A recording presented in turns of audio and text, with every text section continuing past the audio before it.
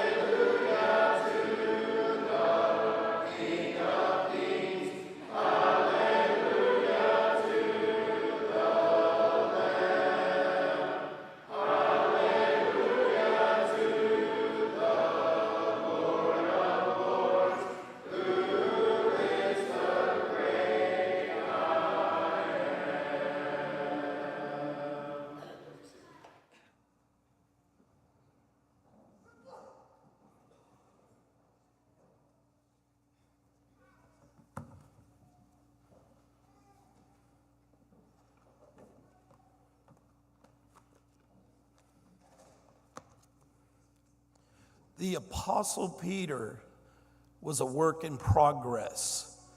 He's somebody that we could possibly all relate to. I would subtitle this short talk, The Good, the Bad, and the Ugly. I want to read you John 21:15 through 17. When they had finished breakfast, Jesus said to Simon Peter, "Simon, son of John, do you love me more than these?" He said to him, "Yes, Lord, you know that I love you." He said to him, "Feed my lambs." He said to him a second time, "Simon, son of John, do you love me?" He said to him, "Yes, Lord, you know that I love you." He said to him, "Tend my sheep." Finally, he said to him the third time, "Simon, son of John, do you love me?" Peter was grieved because he said to him the third time, "Do you love me?" And he said to him, "Lord, you know everything. You know that I love you." Jesus said to him, "Feed my sheep." Jesus demands the best. Okay is not okay. That's the AT&T commercial. There's some truth to that. If we go back, and it's interesting, Gary's sitting next to me, but I first studied this as a student at Ohio Valley College. Rick Scott was also one of my classmates. And the Greek there, which I'm not a Greek expert, but the first time when Jesus said, "Do you love me?" he said, "Do you agape me? Do you unconditionally love me?" And Peter comes back and says, "You know, I phileo you," meaning that's a friendship. And the second time Jesus says again, "Do you agape me? Do you have unconditional love for me, Peter?" And Peter says again, "You know, I'm your friend. Third time, Jesus says to him, do you even phileo me? Are you really my friend? And Peter had to hang his head, because if you looked at the resume of Peter, he was up and down, he was all over the place. He denied Christ 3 times. He was walking on water, which is awesome. You got to get out of the boat to walk on the water. But within seconds, he looked at the wind, the water, and he started to sink, and he yelled to Jesus, save me. You look at Peter, and he had a quick response to things. When they came for Jesus, he jumped up and cut off Malchus's ear. But it turned into a teaching moment for Jesus, because he was able to heal, pick up that ear, and wow, show his power. But then you look at the good side of Peter. You know, he did have a good side. And he was part of Jesus' inner circle, along with James and John. He gave the sermon at Pentecost. 3,000 people obeyed the gospel. Peter recognized, he was the first to recognize Jesus as the Messiah, as the Son of God. History says when Nero was ruling Rome, that they came for Peter, and they were going to crucify him, just like they did many of the apostles. And Peter said, according to history, I want to be crucified upside down. I'm not worthy to be crucified the way that Jesus Christ was crucified. Peter finally gave it his all. The learning lesson for all of us on this is we have to have our priorities straight, put Jesus first in our lives. And I know tonight you all are the cream of the crop, because I know the crowds Sunday are bigger, but the same people don't always come back on Sunday and Wednesday night. That's not the only mark of a faithful Christian, but it shows you want to learn more, you want to study more, you want to fellowship more and love more, and that's awesome that you're here. Finally, Jesus, some statements that we can take to heart. To whom much is given, much is required. Jesus said, if we're going to be his followers, we must count the cost. Those 2 verses are from Luke. And then finally, in Matthew 6:33, seek first the kingdom of God and his righteousness. That's seek first the kingdom. We're to be kingdom seekers. Nothing comes before first. So as we close on this devotional, I ask you to search your hearts. If you're not in the body of Christ, tonight you can be a part of that. You can come forward. Someone will baptize you into the body of Christ. Your sins will be washed away. You can go away rejoicing, just like we see in the scriptures others did many times over. So at this time, I ask Colton to come forward, and if you need prayers, come forward. We're here. These people love you. This is an awesome church with awesome leadership, and we're here to help one another get to heaven. Colton, if you would.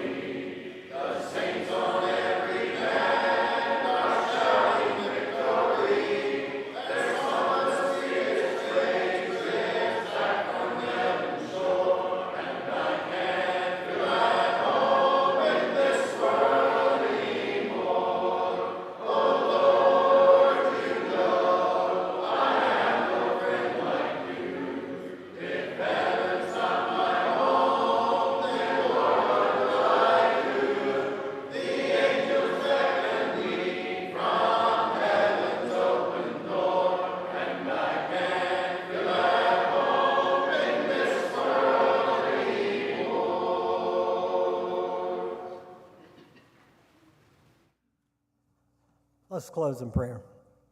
Dear Heavenly Father, we thank you for this opportunity in the middle of the week, come together and study more about you. Pray, Father, be with our Bible teachers tonight as they guide us in that study. Pray, Father, we're thankful for Alan and his message tonight. As he mentioned, pray that we'll always have our priorities straight and always put Christ first in our life. Pray you'll continue to be with Trey Taylor as he recovers from surgery, and pray that you'll be with Mark Nance and his family in their loss this past week. Thank you for loving us. Thank you for your son dying for us. In Christ's name, amen.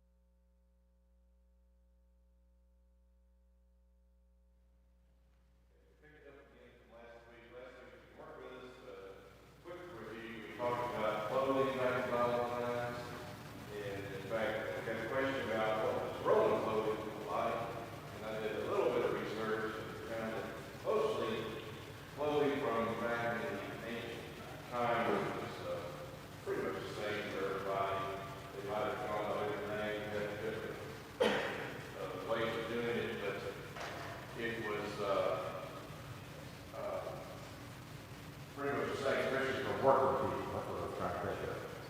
And yeah, and then I'm blank here on where I was. Yeah, the working people. But the other thing I was going to say is the main difference between the Jewish people and other people was that the Jewish men had beards, where most other societies they were shaven usually, and the women would cover their heads. That's what I came up with on that. And then we also talked last week about dwellings and the importance of land to the Israelites, and also the kind of places that they lived in, such as caves and tents and houses, and what those things were made of. And now, hopefully, he can find out how to get the screen on. I don't know if I've even turned it on right here. Something's coming up. We'll start talking about first the roof of houses. It was constructed by laying brushwood across sycamore beams, rough sycamore beams, and then binding them together by using mud. And back in those times, the country was heavily wooded. That's hard for us to believe. You think of the area of Israel as more of a desert area and not many trees, which is true in a lot of the area. But it really was, and you know, I always had a hard time when we're reading through the Bible and it talks about the land of milk and honey. I don't see that. It's a land of milk and honey. But it really was a much better area. Later on, the Romans and Turks caused a lot of destruction there. In fact, I remember hearing somewhere, I can't remember where I forgot this, but that part of the, I think it was the Roman taxation on people was taxing them on how many trees they had on their land. So of course they'll cut the trees down to not be taxed on it. Makes a lot of sense. But another thing about the roofs is they were not watertight. There were two main characteristics. They had plenty of leaks and they had a green color to them. During the rainy season, November to March, it was a cold and miserable time. And we get an idea of that in Proverbs 27:15, which says, "His quarrelsome wife is like a constant dripping on a rainy day." And the roofs were green because the seeds in the mud sprouted. And you may have seen that in your own case. I know I've have trouble with stuff getting stuck in my gutters, and then especially under my birch tree, start sprouting things in the springtime. But there were some advantages to a flat roof. For one thing, it'd give you a good vantage point. You get up there and you can see all around. But also, it was a place for quietness that was conducive to worship. We're trying to figure out how to get on the video, and it may be here. I don't know. Sure, it's not doing anything right now. In Acts 10, verse 9, when in the case of Cornelius' conversion, when Cornelius' men were coming to find Peter, it says about noon the following day, as they were on their journey and approaching the city, Peter went up on the roof to pray. That's just one of the instances of using the roof for a time of worship and quietness. There was also a useful area for drying out crops and for storage. We see that in Joshua 2, verse 6, when the two spies had been sent to Jericho to check it out. And Rahab took them in and hid them on her roof under stalks of flax. So it says she had taken them up to the roof and hidden them under the stalks of flax she had laid out on the roof. Also, the roof would be a good place for being able to get some sleep on a hot summer's night. Now, hopefully we'll get our picture soon, because I do want to show some things here in a moment. The law required a parapet which was basically a wall around the roof. And in Deuteronomy 22:8, it says, when you build a new house, make a parapet around your roof so that you may not bring the guilt of bloodshed on your house if someone falls from the roof. So in other words, just a point of being safe there. Okay. Well, I'll come back to a couple things in a minute. Hopefully you'll have me go in here in a minute. Okay, what? When they used to wash after they shaved their sheep, they used to spread it on the roofs and then make the yarns when they dried it. Okay. She was talking about after they shaved or sheared the sheep. I was trying to think of the word. They would spread the wool out on the roof to dry. Okay. Here we go. Let's see if this works from here. All right, house roof. We talked about construction. We talked about it's not watertight and flat roof advantages, and a low wall was required. Another thing about the houses, they were tended to be joined together in towns and cities, and so that people could actually run from one roof to another over the housetops. Another thing here, thank you very much. Another thing, this is a picture of, I meant to ask you. Oh, good, we did do that, great. This is a picture of old part of Jerusalem, and it shows the walls that have been built around the, I meant to do this here, around the roofs, and in fact, the caption, which I was about to get on there, said, these rooftops in Jerusalem's old city have fences around them, as in Bible days, to allow women their privacy. If you are standing above, you should avert your eyes, unlike King David. That's one thing I noticed when we were in Jerusalem at the place where David's temple was, his palace. I thought about that. I kind of looked around. Yep, there's a lot of houses down there. A lot of places for viewing. That's what happened.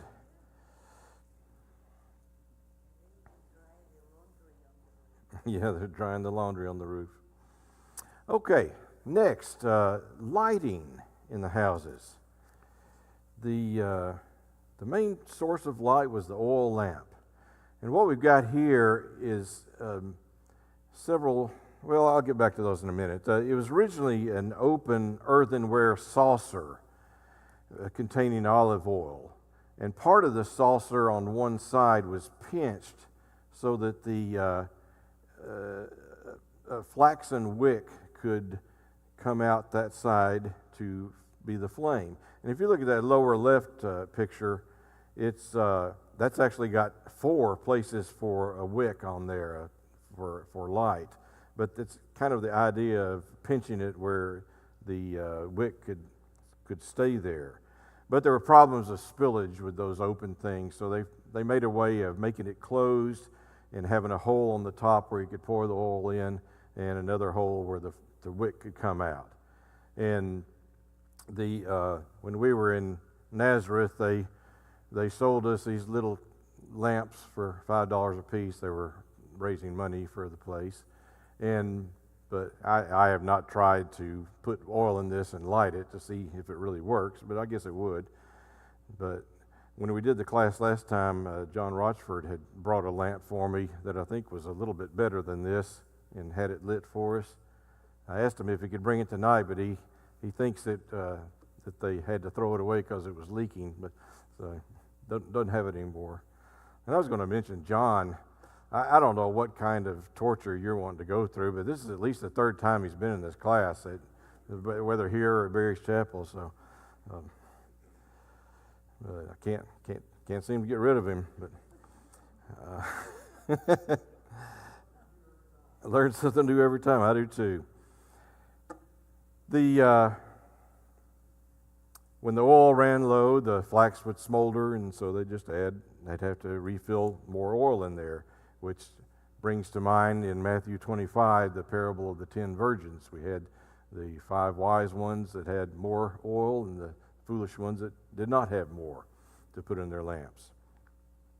I like this picture on the bottom center here. It's I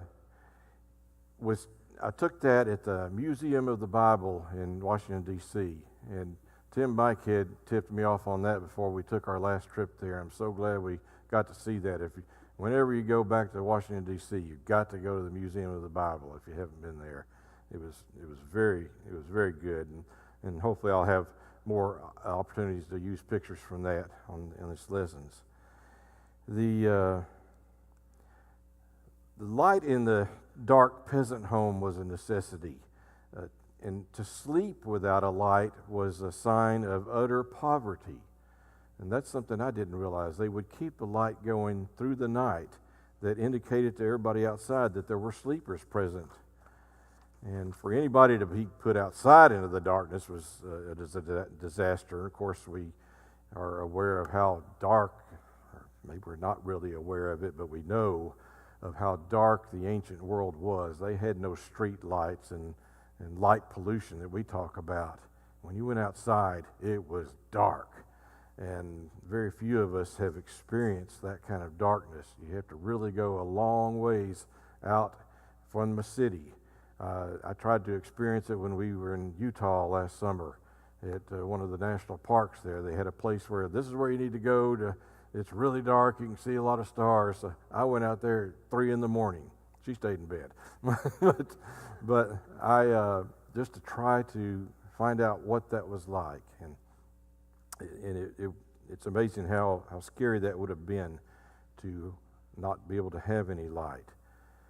The Job 18:6 says, "The light in his tent becomes dark. The lamp beside him goes out."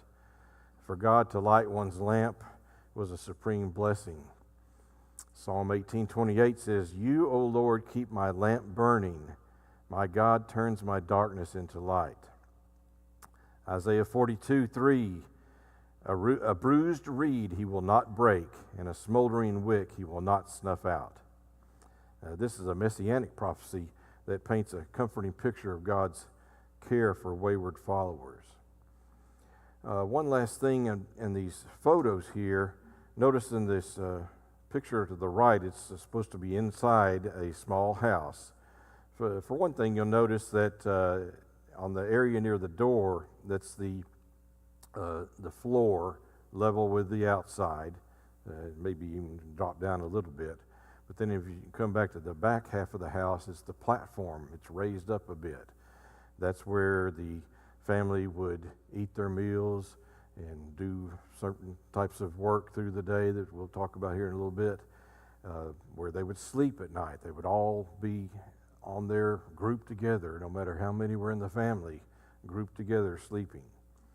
But we notice here, one thing is the lamp right there on top of this bushel basket that's turned over upside down. Another thing to note is all the different pots and pans and things that were there for storage and for cooking. And I already talked about the raised platforms. That's the main things there. All right. Now, heating. Heating and cooking were done by fire, and they used natural combustible materials. One of the things that they used was dried animal manure. That's what these pictures are of. On the right there, it shows women who were putting together dung cakes, making them. And then the other picture shows those cakes out drying in the sun. That was one of their main sources of fuel. Then, but in Ezekiel, we find in chapter 4 that Ezekiel was having to do certain actions that God instructed him to do to symbolize the siege of Jerusalem. And one of the things that God told him is when you cook your food, what little he had, to do it over human excrement, to use that for the fuel. And Ezekiel said, "No, Lord, no, please. I have never done anything that would defile me." Now, I personally have not found in the law where it says you cannot use human excrement.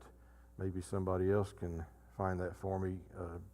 Let us know later. But apparently that was something, at least it may have been I don't know what it was, but for some reason it was something he didn't want to do. He thought he would be defiled.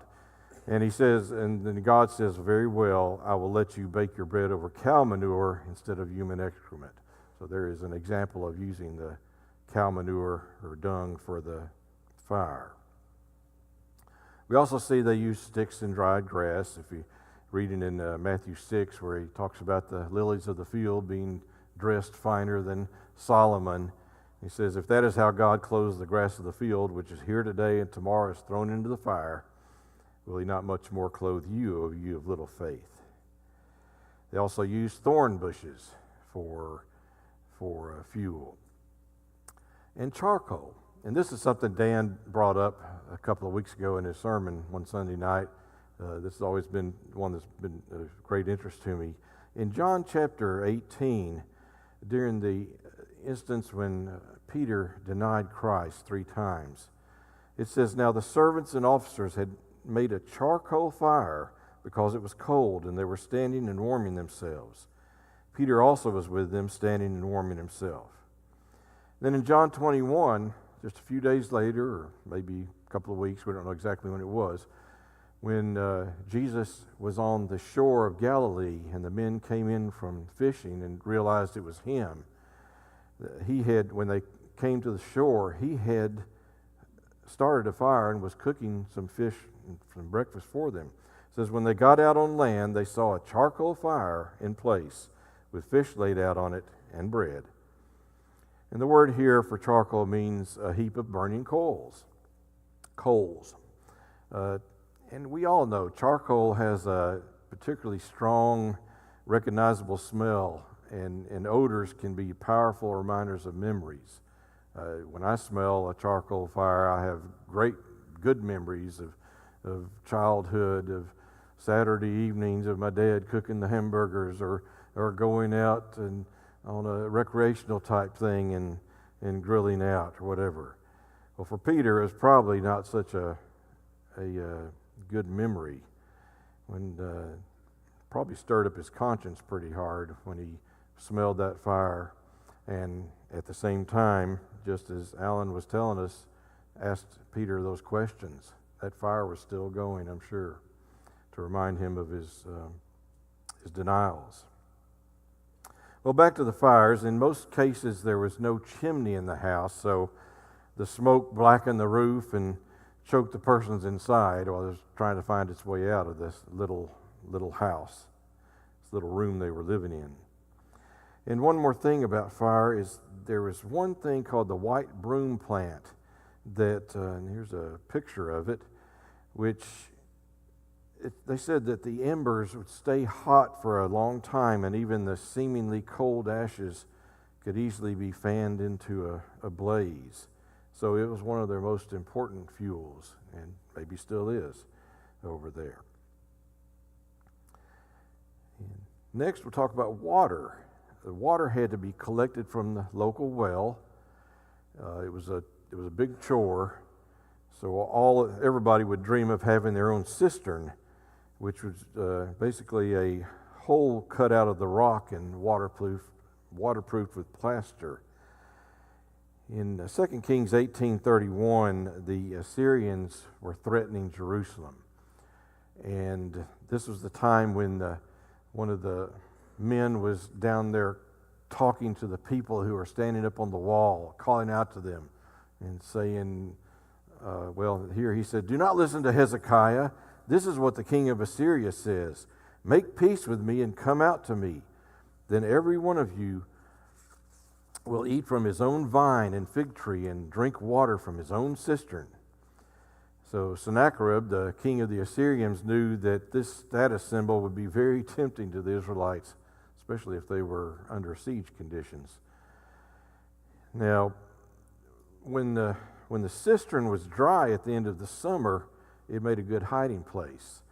In 2 Samuel 17, we read about Jonathan and Ahimaaz found a cistern. This was during the time when David had to leave Jerusalem because Absalom was taking over as king, and then Absalom was going to come out looking for him.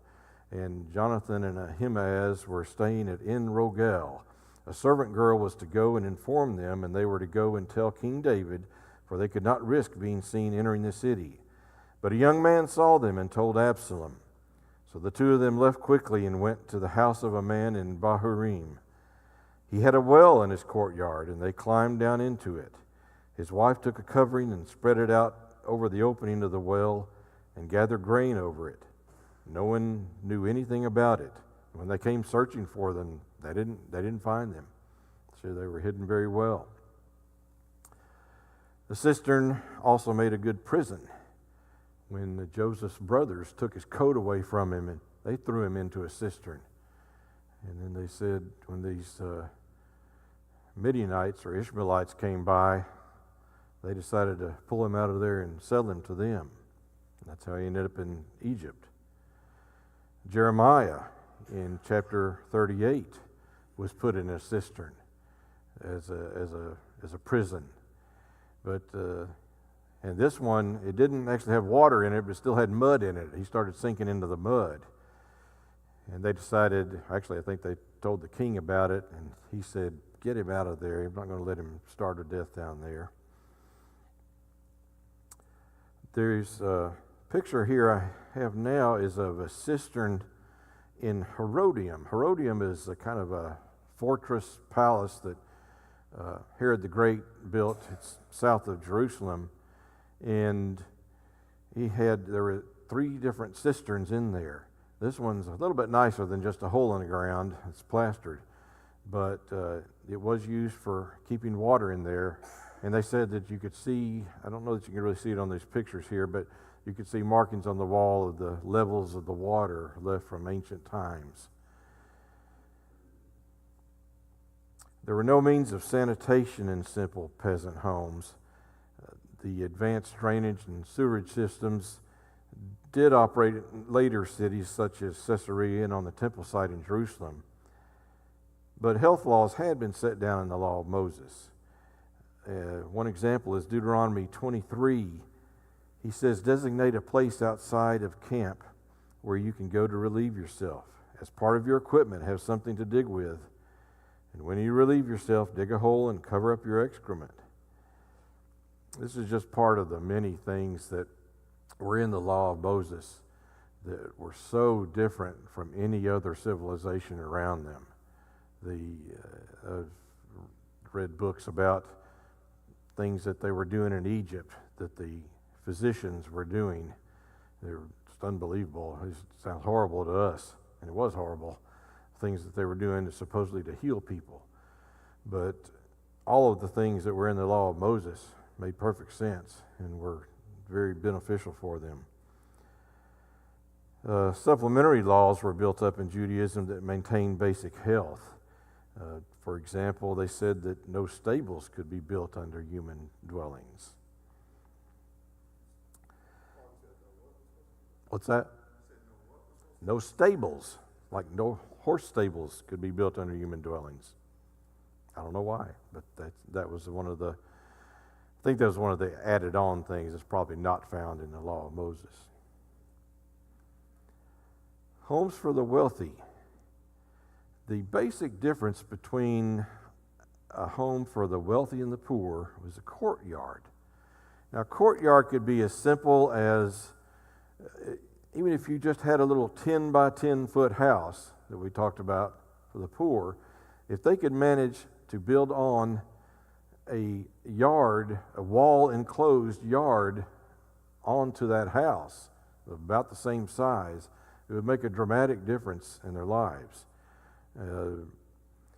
Animals could be kept outside the house instead of having to be right there inside with the rest of the family at night. Cooking could be done. Let me check something here real quick. I'll use that. Cooking could be done out here like they're showing right in here. on an out-of-the-way place. We don't have all the smoke inside the house. They showed I mentioned the animals. There's some chickens over here they got. I'd much rather have chickens outside the house than inside the house with me, I believe. There wouldn't be problems with security with the roof, because you'd have your stairway would be inside the courtyard up to the roof. You could have more windows to let in light. You got lots of windows here. Whereas last week we looked at a picture of a house that just had one little tiny window up the top. And the door of the enclosure or the whole house could be always kept shut, whether it was off of the living area or off of the courtyard. It could be kept shut, and because they could still get in and out of their living quarters. And now a cistern is a possibility. Looks like they got one right here, and all kinds of things that made for them. Of course, this one that we're looking at here is a bit bigger and nicer than just a little bitty house, but still, a lot of those things would be possible with just a small courtyard. With greater wealth, you could add 2 or 3 rooms around the courtyard. If you got the land, you can add on all this. And the rooms would sometimes be built to provide an upper story. In 2 Kings 4, it says, one day Elisha went to Shunem, and a well-to-do woman was there who urged him to stay for a meal. So whenever he came by, he stopped there to eat. She said to her husband, I know that this man who often comes our way is a holy man of God. Let's make a small room on the roof and put in a bed and a table and a chair and a lamp for him. Then he can stay there whenever he comes to us. And of course, we're also familiar with the upper room where they had the Last Supper. I'm not going to read from that right now, but we're all familiar with that Jesus gave instructions to, I believe it was Peter and John, to go and get this arranged for them. And now really, really wealthy people could have pillars, decorations, gardens. They added courtyards with buildings around them. The pillars supported roof beams, so the size of the room could be extended. They could have colonnades and verandas, decorations, carved lintels, capitals, doorpost bases. The courtyards themselves could be made into gardens. Notice on this picture here, they've got a pool there in the middle, and it's open to the sky up above. But one interesting thing about that is that even though the inside of a home would look like a palace, the outside would not be so inviting. It would look like this. This is a photo of what's called the upper city of Jerusalem, which was an area of Jerusalem where the wealthy people lived. And it was actually even a little bit higher in elevation than the Temple Mount, but up near that area. And entry was through a single locked cedar door, and it was often guarded by a porter. Now, they could have a lock inside the gate. You would have to put your arm through a hole in the door before a key could be inserted in there. Song of Solomon 5, verse 4 mentions, my lover thrust his hand through the latch opening. That's what it's talking about. Put his arm through the opening to try to get to the latch. But you'd have to have some kind of key, and it was a pretty large key because it had to be some means of lifting up the pegs that held the wooden bar in place that was holding the door closed. Well, the porter would sit on a porch behind that door and waited until he recognized the voice of the person wanting to come in. I don't know if they had any kind of peepholes, but they seemed to be that. In the case of Acts 12, when Peter had been imprisoned, and then the angel came and brought him out of the prison in the middle of the night, and then when all of a sudden the angel left him, he's standing out there in the middle of the street, And so he goes to the home of Mary, the mother of John Mark. And Rhoda is the one who is acting as the porter. It says, Peter knocked at the outer entrance, and a servant girl named Rhoda came to answer the door. When she recognized Peter's voice, she was so overjoyed, she ran back without opening it and exclaimed, Peter is at the door. It's kind of a comical picture. He's out there knocking at the door. can't get her to let him in. It's also interesting that they were praying so hard for his release, but then when she says he's out there, he said, no, he's not. Didn't really believe in what they were praying for, it seems like. Revelation 3 and verse 20 is from the part of Revelation that's where Jesus is talking to the church at Laodicea. And he said, here I am, I stand at the door and knock. If anyone hears my voice and opens the door, I will come in and eat with him and he with me. And something to think about here, if Jesus had to stand outside the door and knock, it must have been a wealthy church. Of course, we know it was. Laodicea was a wealthy church. It was a lukewarm one, but it was wealthy.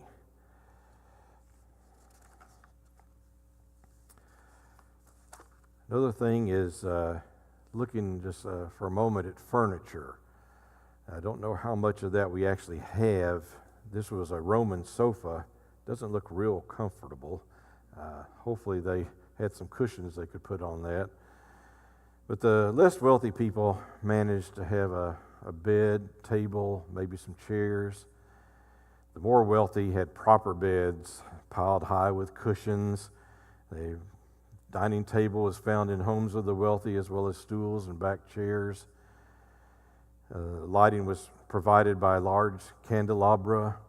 There was no real limit to the facilities provided in the palaces of the day, but there were fewer richer people then than there are today.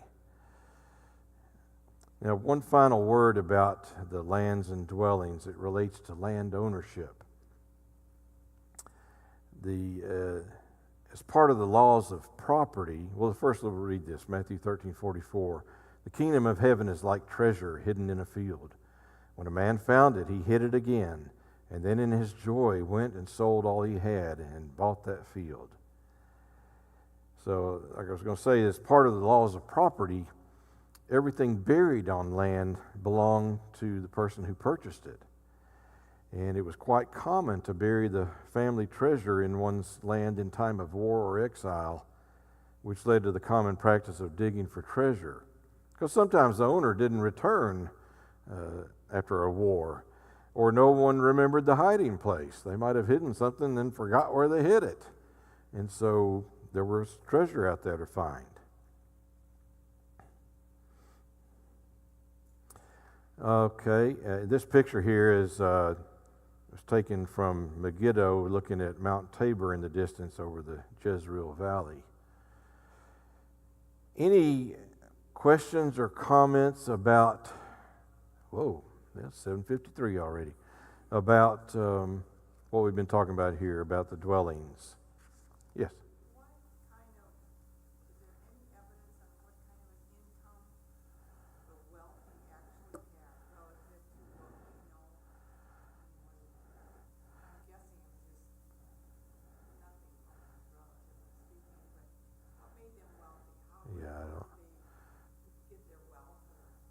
She's asking what kind of income the wealthy had and how did they get their wealth. I'm open to other comments on that. I'd not really.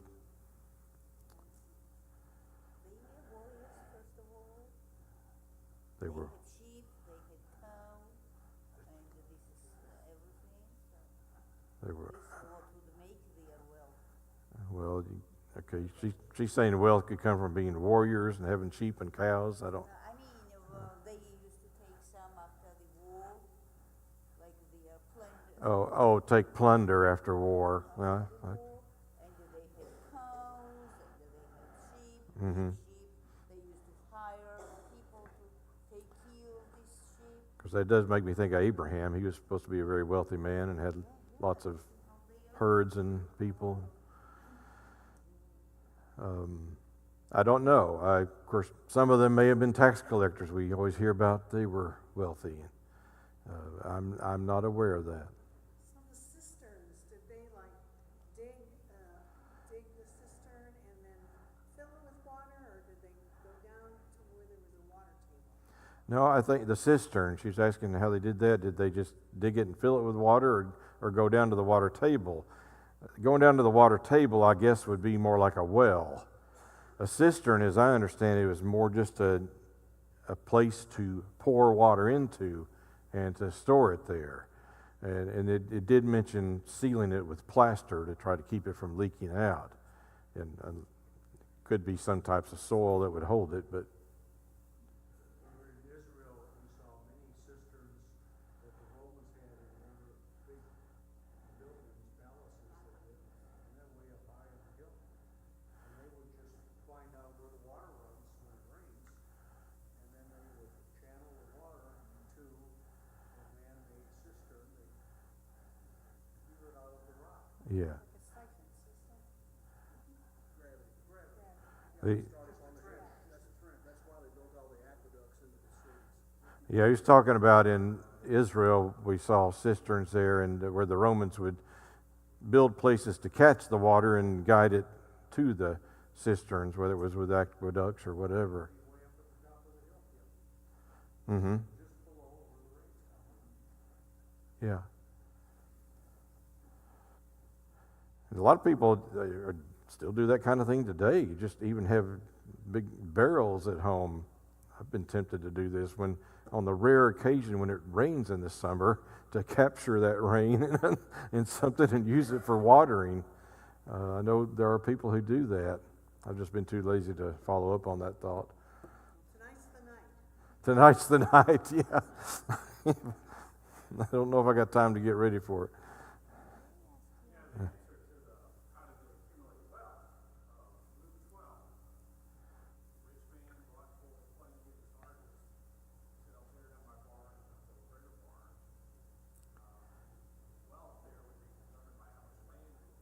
Mm-hmm.